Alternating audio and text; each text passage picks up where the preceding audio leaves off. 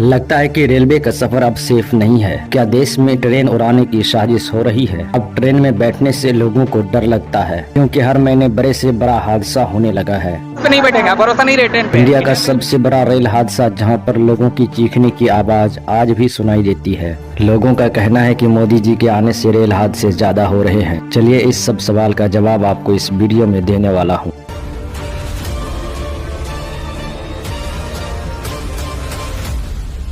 भारत में रेल हादसों की एक ऐसी काली रात। 6 जून 1981 भी एक ऐसा दिन था जिसे हिंदुस्तान की तारीख में अब तक याद रखा गया है, और इसकी वजह भी यही है। भारतीय रेलवे इतिहास में सबसे बड़ा रेल हादसा साल 1981 में हुआ था। इस हादसे में करीब 800 लोगों की जान चली गई थी, जब बरसात के मौसम में शाम को यात्रियों से खचाखच भरी एक 9 बोगियों वाली पैसेंजर ट्रेन, गाड़ी संख्या 416 DN वाली इस ट्रेन के रूट में बदला घाट और धमारा घाट स्टेशन के बीच बागमती नदी भी पड़ती है। जब ट्रेन नदी पर बने पुल संख्या 91 से गुजर रही थी कि अचानक वो ट्रेन नदी में जा गिरी। ट्रेन के पिछले 7 डिब्बे ट्रेन से अलग होकर नदी में गिर गए। बरसात का मौसम था तो बागमती नदी का जल स्तर भी काफी बढ़ा हुआ था, इसीलिए पलक झपकते ही ट्रेन नदी में डूब गई। ट्रेन के उन 7 डिब्बों में सवार लोगों को बचाने के लिए वहाँ कोई मौजूद न था। इससे पहले कि आसपास के लोग यहाँ पहुँच पाते, तब तक सैकड़ों लोग नदी में डूब चुके थे। इस हादसे को भारत का सबसे बड़ा और विश्व का दूसरा सबसे बड़ा रेल हादसा बताया जाता है। आपको बताते चले कि इतिहास का सबसे बड़ा रेल हादसा श्रीलंका में हुआ था, जहां 1700 लोगों की जान चली गई थी। बिहार में हुए इस हादसे में कई दिनों के बाद तक सर्च ऑपरेशन चलाया गया था।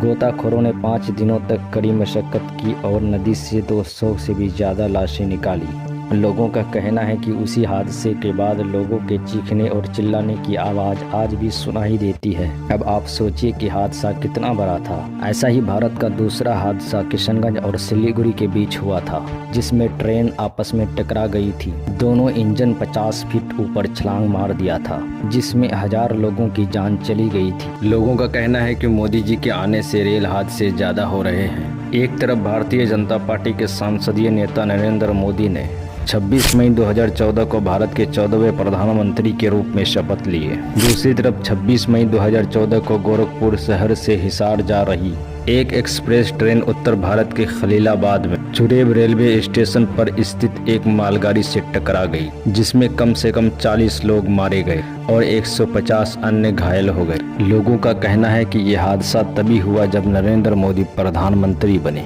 क्योंकि उनका आना सब लोगों को अशुभ लगा। चलिए हम पिछले सालों की रिकॉर्ड को देखते हैं। 2014 से पहले हर साल 171 रेल हादसे होते थे। उस वक्त टेक्नोलॉजी की कमी थी, लेकिन अभी के दौर में रेल हादसे कम हुए, फिर भी उतना कम नहीं जितना होना चाहिए था। 2014 से लेकर 2024 तक 709 रेल हादसे हुए। इसीलिए लोगों का कहना है कि रेल में बैठना अब हमारे लिए सेफ नहीं है। बिहार में फिर एक रेल हादसे की शिकार हुआ है। बताया जा रहा है कि मगध एक्सप्रेस हादसे का शिकार हो गई है। दानापुर बक्सर में लाइन टूटीगंज स्टेशन के पास मगध एक्सप्रेस के डिब्बे 2 भागों में बट गए हैं। कुछ दिन पहले ऐसा ही कानपुर में एक बड़ा ट्रेन हादसा होने से बाल बाल बच गया। ट्रैक पर सिलेंडर रखकर कालिंदी एक्सप्रेस को डिरेल करने की कोशिश की जा रही थी, लेकिन ड्राइवर की सूझबूझ से हादसा होने से बच गया। उसने ब्रेक लगाया, अधिकारियों को वक्त रहते इसकी सूचना दी।